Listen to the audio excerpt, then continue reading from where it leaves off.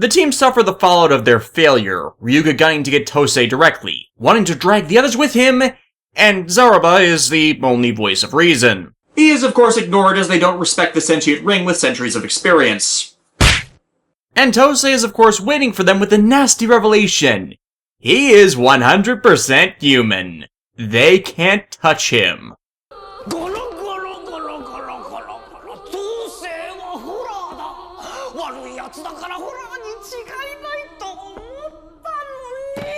You gotta admit, he has them. At least, he would had Makai Knights in this franchise not killed humans abusing the power of horrors before. I seem to remember a certain kill order put on Koga in the first series, or the conflict with Mirago, or what Sigma was doing that resulted in one being placed on Wataru, and what ended up happening to him. These are of course all examples for that within the order itself, but Tosei is still abusing these secrets for his own personal gain, and garnered from his mother, who, revealed soon after, was an excommunicated Makai priest. This should all be applicable, or, at the very least, them having the authority to incapacitate and take him to higher-ups in the Senate, instead of them just standing there and letting him mock them. Also, remember, first series, by Makai Senate law, Koga should have killed Kaoru after they met due to the whole horror blood poisoning thing as an act of mercy. I would think they would have a rule concerning flat-scanned humans abusing powers, abilities, and breeding of Eldritch entities for their own personal gain. Oh look, they do! Pragmatism aside, I get why they didn't do that. It'd be wrong to show our protagonists killing someone in cold blood, especially since that's what the group has been accused of in the storyline. Tosei shows them this magnum opossum, under the main complex of the Kanashiro's business, is the restored ruins of the first Makai priest village, in which is the stored head of Zedam, and Tosei gloating about how all these ancient secrets are now his. This incites the beginning of the brawl that then takes up the grand majority of the episode, Tosei wanting Ryuga and Rian captured, but not caring how his minions do it. Each of these engagements slowly escalates the transformed and armored states. That is clearly what they've been saving the mass of their CGI for. And admittedly, this fight does somewhat break my criticism of the series and it not balancing the two types of effects work for their conflicts. The problem is, they ignore the time limit rule. Outside of the horror realm and other dimension spaces, which this is not, 99.9 seconds is the limit they can use the armor for, remember? Otherwise, you change it to a lost beast as the armor begins to eat you. This fight is the better part of 10 minutes, in real time. And you know what? I would not even have a problem with that since the series has at times, though rarely, played loose with that rule, and with how sparingly they've armored up this series. Except if it were not for one thing.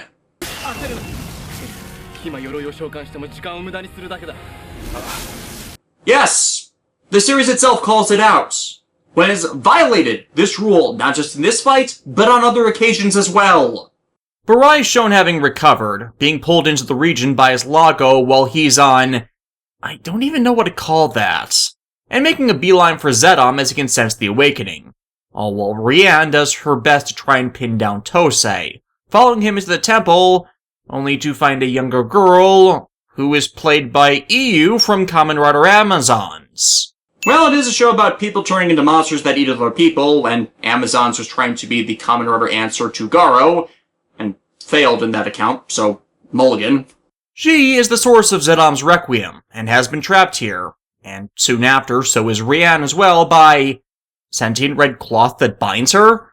I'm having flashbacks to the token flute.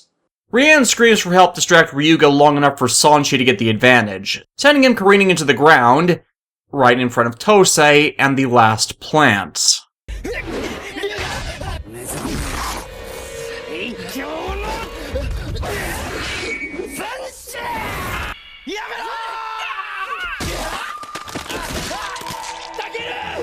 Nice one, Takeru! You have single-handedly thwarted the villain's schemes. Though, now your hand is going bad. But there's a solution to that. And now, the Bruce Campbell Award for Debilitating Badassery goes to...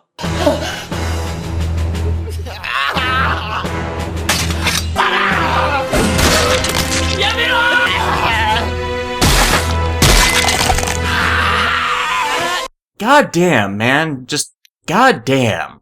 He faints from the blood loss, and with one man down, the remaining 2 knights are overwhelmed. The Garo lost in the exchange.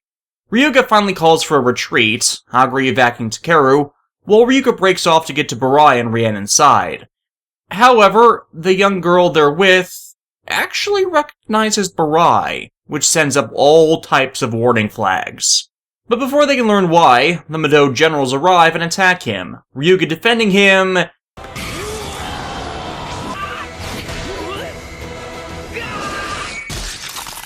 at the cost of his sight.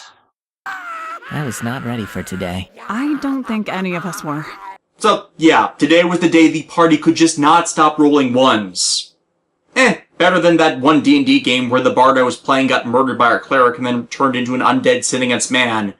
Poor reanimated zombie Tsukasa. Subservient horrors guard the Garo where it fell, as Agri, Takeru, and Barai recover. It being revealed that even blinded, Ryuga bought them the time to get the young girl out, though Barai in turn leaving Zaraba with Ryuga. Ryuga in turn has ended up in an SG prison cell, and Rian's still down in the shrine and at Tosei's mercy.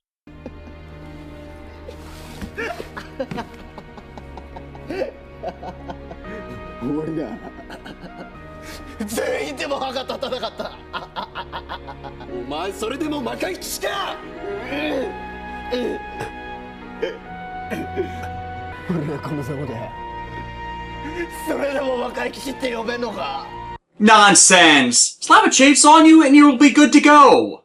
Joking aside, this is the best acting Junya Ikeda's been allowed to do all series, and some of the best I've seen from him, period.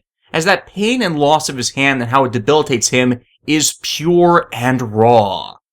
Ryuga, however, expecting to be screwed over, is using the time in captivity to get himself acquainted with blind fighting, thanks to the years of training having already honed his senses to the point he's not rendered completely debilitated.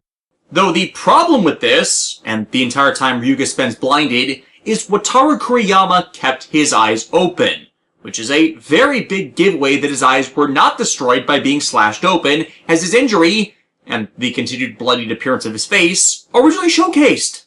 I mean, you guys could have wrapped up his eye line in gauze, an explanation being Tousei still wanting to use him for something later, so you need to keep him alive for that or something, or even the basic medical attention injured criminals get upon arrest. You had options instead of your own damn show giving away he wasn't blind. Granted, real blind people who have lost their sight do that, but usually it's because their blindness was not caused by their eyes being slashed out, or the wound is no longer fresh. Tosei explains to a cloth-wrapped Rin, oh yeah, the token flute illusions are strong with this one, that he needs a female priest to release and cultivate more Zedam seeds in order to replenish his minions. Him intended to start that once more with Ryuga. Ryuga, however, escapes by tricking his guard into believing he escaped by leaping up beyond his eye line and hanging off the ceiling until he opens the door. His escape aided by some of his sight remaining? Yeah, I seriously doubt that. Maybe his Esper power allowing him to make out other people? I just don't know. But in his attempt to escape from them, he accidentally hits a civilian passerby that had entered his range, which leaves him in shock. Yeah, well, you haven't exactly wowed us with your credentials thus far. Zaraba says the first encouraging words he's ever spoken to him, that he's close to escaping so he can heal and try again, and there's no shame in messing up as long as you continue to try and get it right. This causes him to flash back to all his long days of training, and how he would mess up over and over again, only to get back up.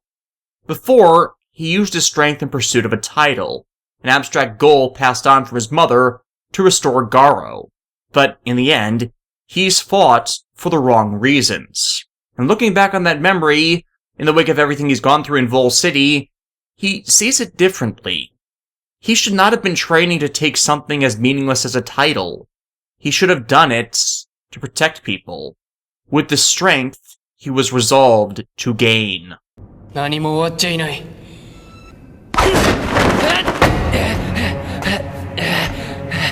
この足はまだ走れる。And this, finally, earns him Zaraba's respect. For as he journeys back to his sword, he takes the obstacles imposed as a way to relearn how to act all from the beginning. To become a knight not just claiming the Garo armor, but to be actually worthy of the title.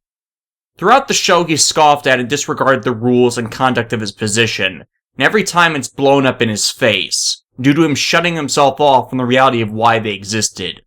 So it's ironic that now that he's blind, does he have the sense of mind by which he can finally see?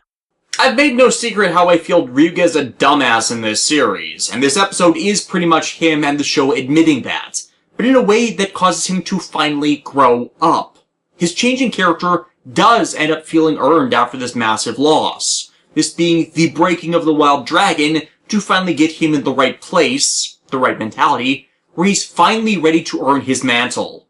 Aguri amidst this realizes that Ryuga, if he's free, will likely head for the Garoken, calling him a fool but praising his conviction, something Takeru needs to hear in his broken state, to remind him that no matter how he acts, how hurt he is, there's a duty he's signed up for, and as long as he draws breath, he can still fight.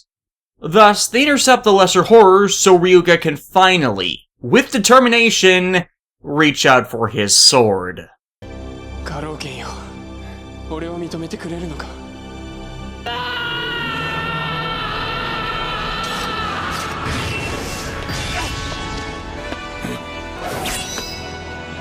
俺は魔界騎士当該龍がガロの称号を受け継ぐ者。 For he is the Kwisatz Haderach! They escape, the trio laughing at the horrific shape they're all in. But as long as they're alive, they can continue fighting. ザルバ、俺と契約してくれ。決して後悔するなよ。 They return to the hideout, only to find the young girl has aged into a woman. A familiar woman. Hakana Dogai, Ryuga's mother. Yeah, turns out she didn't really die. The incident where Brai thought she did? Hakana, another woman, Rian's father, and Sanshi collaborate to perform the Zedan Seed ritual as part of an idea of Hakana's to refurbish and repair the Garo armor by infusing it with new soul metal. That's my rationale for it at least, as they never say what these seeds would have been used for or how. And Brai took part in it because he and Hakana are old friends. It heavily implied that he was in love with her. But things went wrong when Tosei stumbled in, interrupting them, and in doing so caused horrors to manifest, weakening the seal long enough so a large mass of Zedom seeds poured out, only to be absorbed into Hakana herself. One of the other seeds quickly grew into a plant, Tosei using it to assume control over Sanshi, and sticking them on the others. Their companion woman and Rian's dad died, but when the walls of the area collapsed, that's when Brai thought Hakana was another victim of this incident. And Brai never caught wind of Tosei being the true mastermind, as he never saw Tosei's face before this whole revelation to be able to connect the dots. Though considering there's only one way to make Madou horrors, he really should have. As for how Tosei even knew they were performing the ritual at that specific time to intervene, that's not explained. Though for all we know, he probably just could have staked out the place or stumbled across it on accident, after first learning of Zedom's power from the books of his mother, who, as said, was a Makai priest excommunicated from the order for her conduct, who had since spent her life in existence as a hedonist, belittling her son with her acts of depravity. Ergo, why his accusation to Kensui of raping his mom kind of falters since she'd know how to kick ass from her priest training, and she spent her life sleeping with men for money anyways. And before you take the interpretation I'm just victim-blaming, her acts are enough that a young Tosei, whose actor played young Ryuji in Go Busters, just setting a Makai artifact intended to collect ambient Inga is enough to summon a horror, which then possesses her wholesale as an embodiment of sin. As established, Inga horrors normally go for possessing weak-willed or corrupt people, and Tosei's mom was applicable. 母親をホラーにだから平気で人をその通り俺にはその力がある And, as showcased, he revels in it. Why was Hakana a child?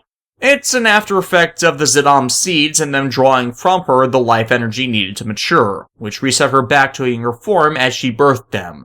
Normally, the participating priests aren't supposed to take in more than one for this, and other reasons. So with the mass she was infested with, She almost lost all of her sense of self with how heavily she was taxed. Each born plant robbing from her a memory, ergo why Ryuga would see his mother in every gold wave. And now Tosei wants to do this all again with Rian. No, the Mother of Horrors is Messiah, and waking her up requires Kiba. Do you even watch this show? Hakana is beside herself over the evil she let into the world, Ryuga trying to console her in how she was a victim, and her zigging Zadam's Requiem did as much to strengthen him and the armor. But in an attempt to repent, she uses the last of her priest powers to restore his sight, trading it with her own. 傷ついたガロを修復するのが彼女の定めだ。私はあなたに何もしてあげられなかった。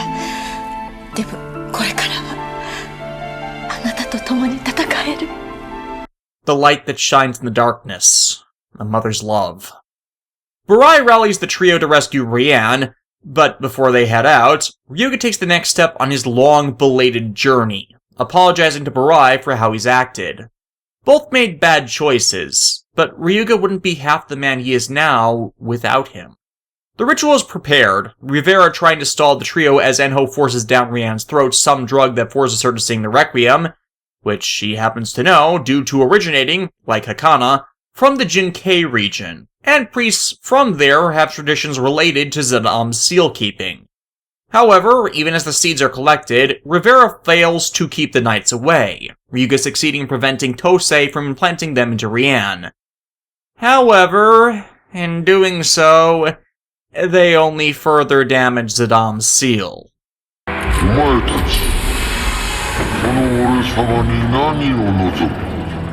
$10 million would be nice. The original Tetralogy.hack games on the PSN to go with the release of GU Last Recode, the death of the idiot hero as a character archetype in Japanese media. Any of these are really easy to make happen. Tosei freaks out. This is not at all something he wanted to do, and running off while his enemies are busy with Enho. This is the climax of their encounters with her, Ryuga accepting the responsibility of her becoming a victim in all this, and promising, alongside Rian, to free her the only way they can. It's a pretty impressive fight, ending with Rian pinning Enho long enough for Ryuga to armor up and cut out her curse. Rivera, in the meantime, has kept the others occupied, the SG on her side, until Enho appears? Oh, I see. It's Rian in disguise. You can tell by the cut she got earlier. Good visual cue. This deception is done so at the very least, the memory and ideal of Enho can die human, in one swoop permanently stripping Rivera of her credibility by outing her as a literal monster.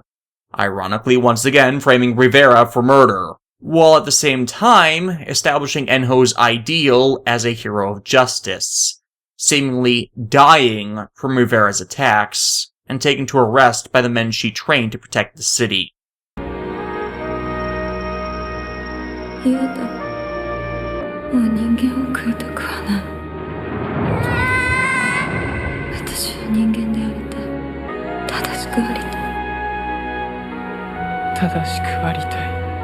The only freedom from becoming a horror is death.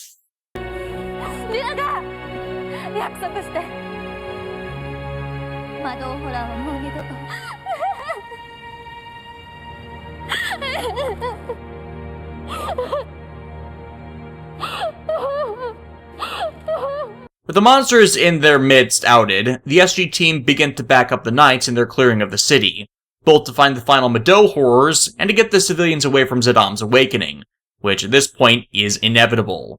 Several of them apologizing for their conduct in the past in hunting them, the last of them telling Takeru someone wants to see him, Rui. And while she's surprised to learn he's one hook away from going back to his former life of piracy, Takeru lets her know this will all be over soon. And then they can have their moments. Rivera suddenly realizes she can track down the knights by sensing her severed tongue in the Madou horror detector.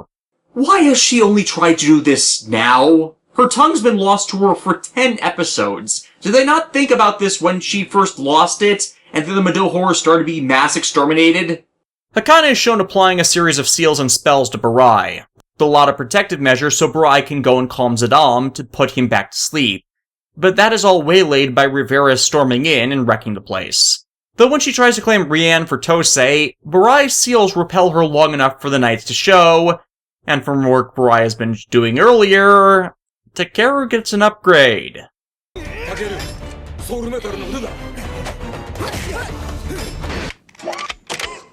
Groovy.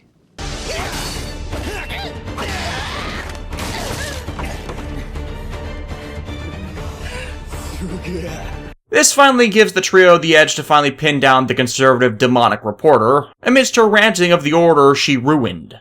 平和で美しい街であったのに。何のための平和だ。何のための秩序だ。 And with her, Garo's shine is almost restored, leaving one Madou horror left. The group conclude their preparations in finishing Burai's seals, him also giving up the soul metal arrowhead to Agri, another thing he's been shown making since getting the ore from a horror corpse. However, Zaruba reveals some bad news as another search to Zidam's seal occurs. He can sense a horror among them, and it's in Hakana. 多くの魔導ホラーを生んだこの体が人間でいられるはずはないの。 Her playing host to Zidam's plants for so long has tainted the very fundamental essence of her being, and with Zidam himself ready to burst free, what could have been managed before is now ready to consume her. She asks Ryuga to save her, as she saved Enho, to kill her to preserve the last memories of her being human.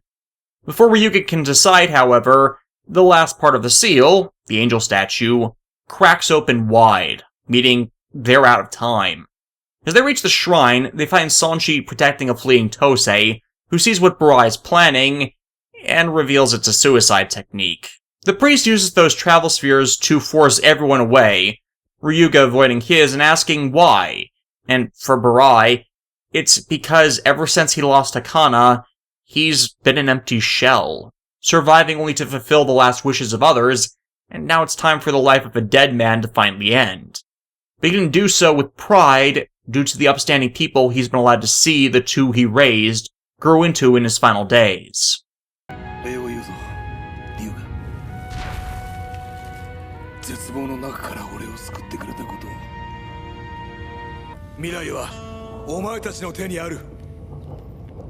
And thus he enters Zidam's domain.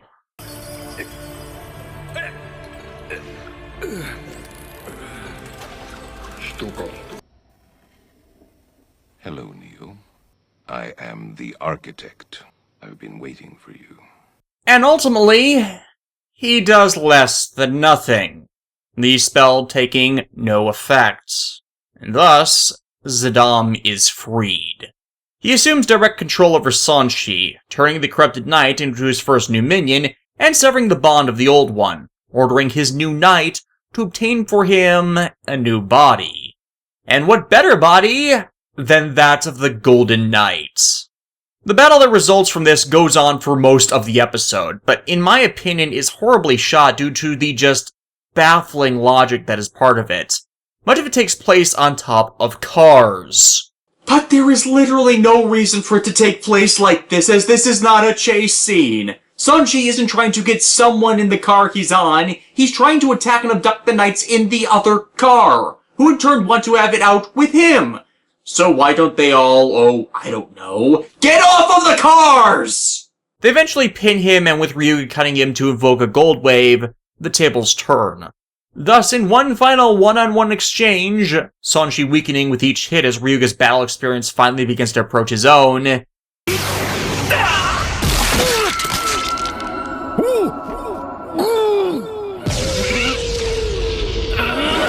the final Madou horror is slain, and with it does Ryuga's armor finally awaken from its long sleep, restored to its true form, the idealization of hope.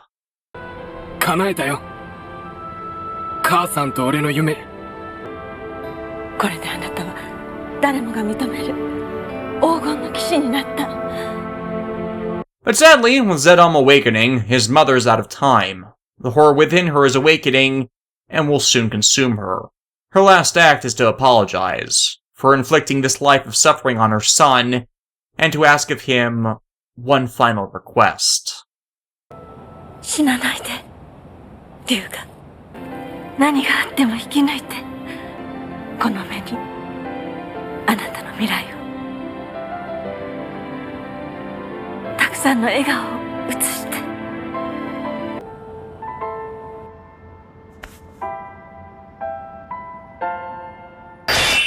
And now, once more, are the hero and villain reflections of each other.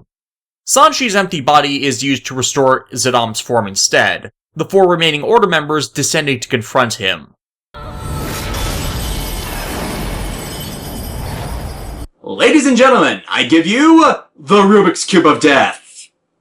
Or the origins of the cube animals, either or.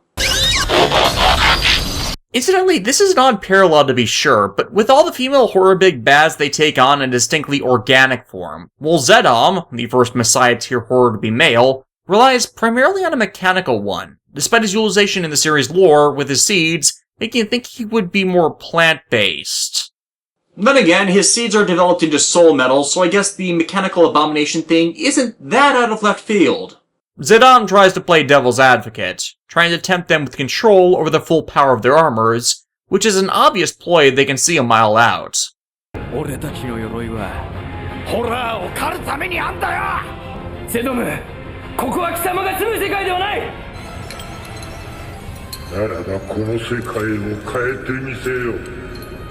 My god, he's going to fuse Earth and Jewland in a ridiculously awful last-minute plot twist. Stop him before there are furries everywhere! And don't tell me he couldn't. Junya Kate is in this show, remember? He sends a mass of horrors out into the city, but at this point, with the SG all leading evacuation assignments, there's only one person who is suitable prey.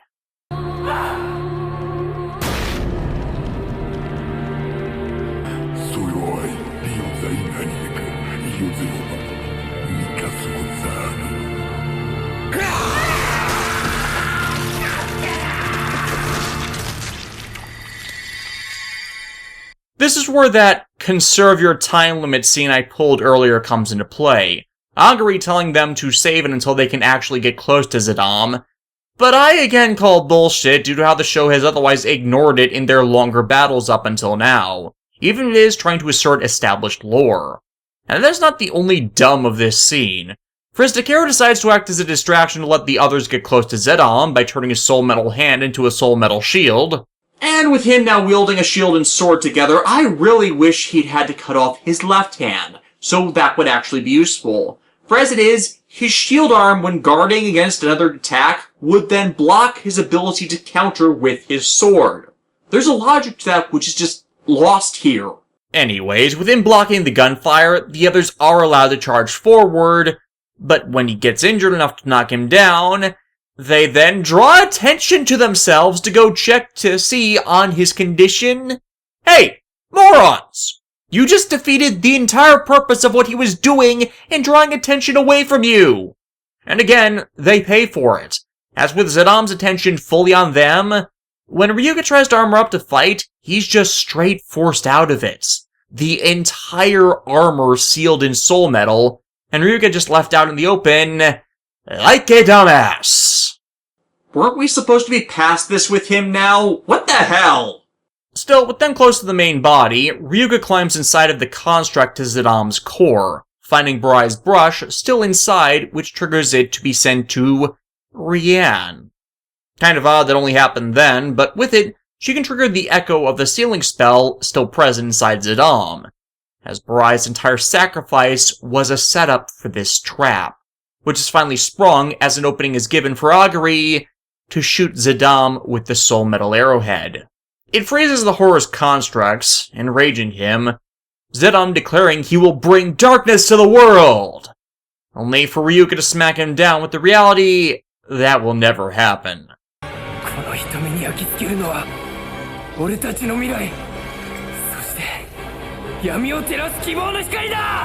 Takero breaks the seal, returning Garo to him, with the Lesser Knights joining him, and together tear into Zidam.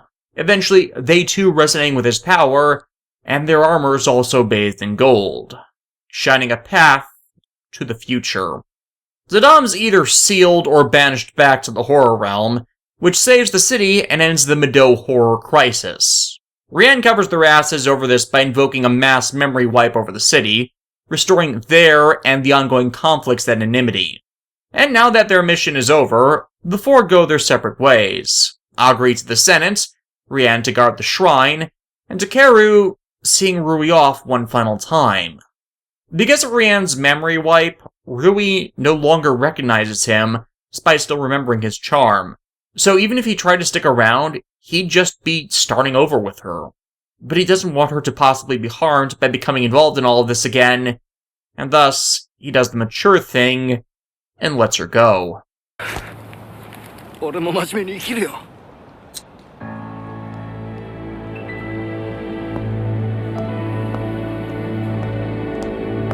As for Ryuga, he has unfinished business with an Inga horror.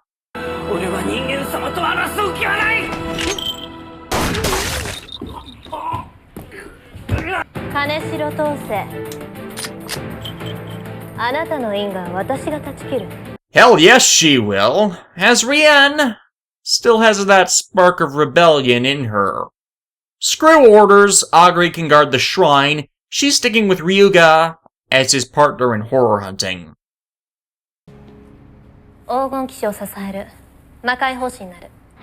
And I think you can all read any other intentions she may have quite clearly from that.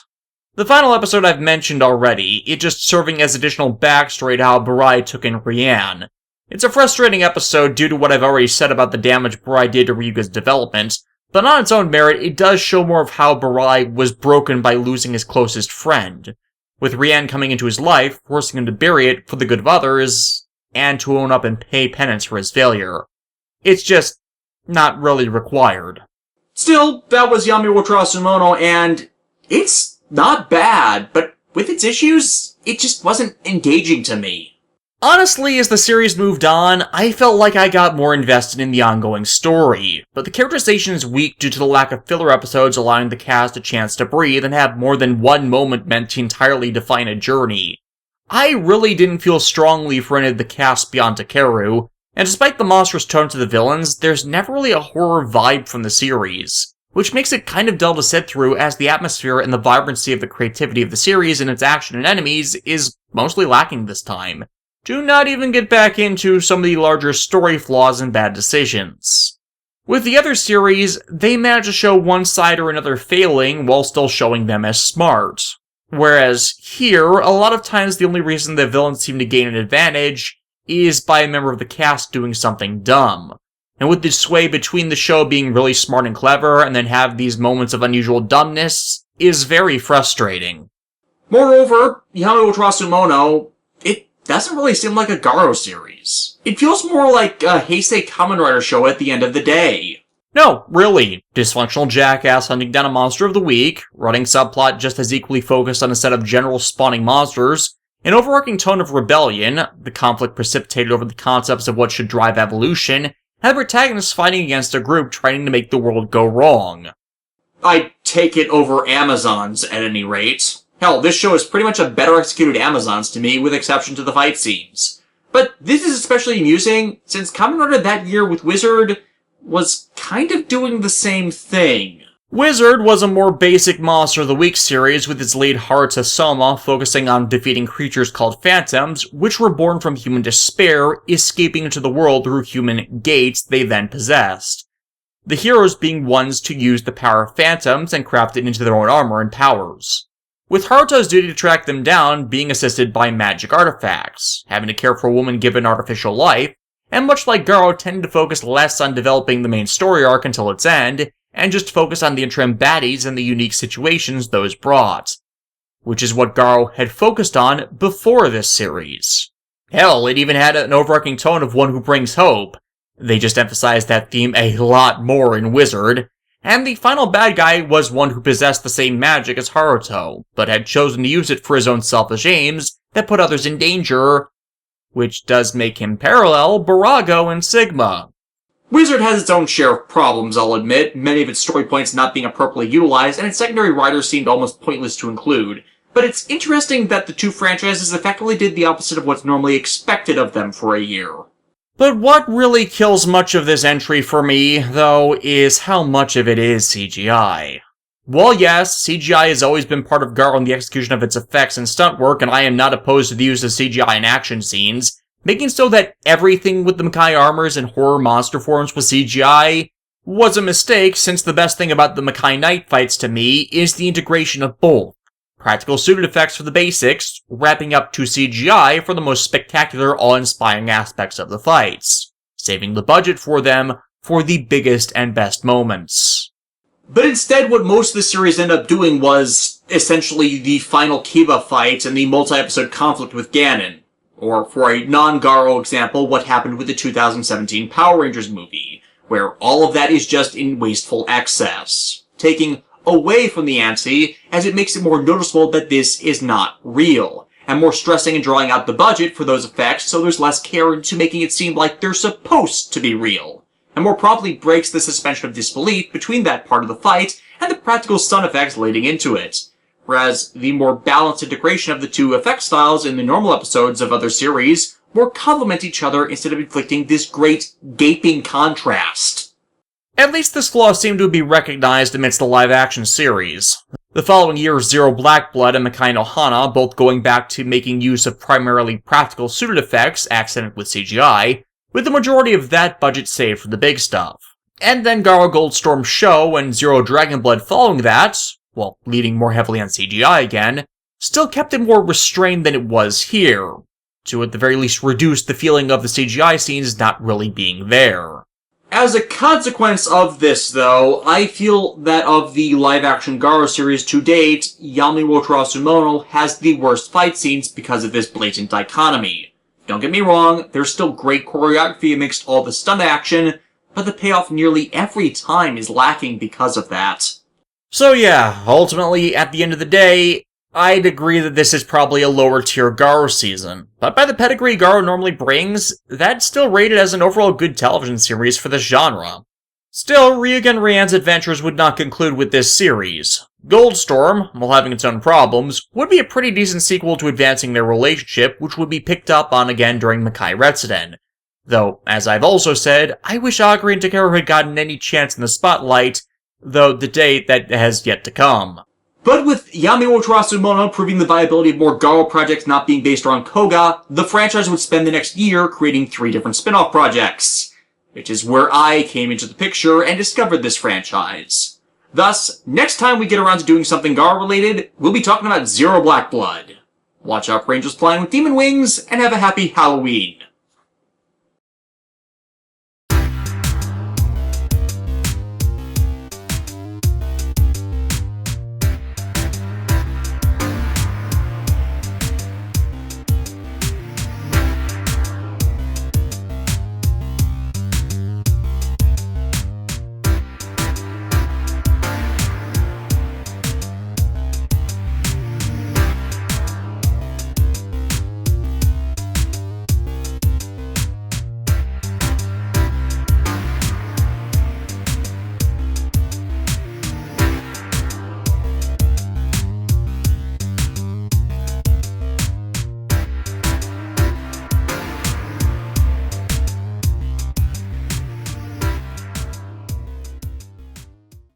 It got into my hand and it went bad.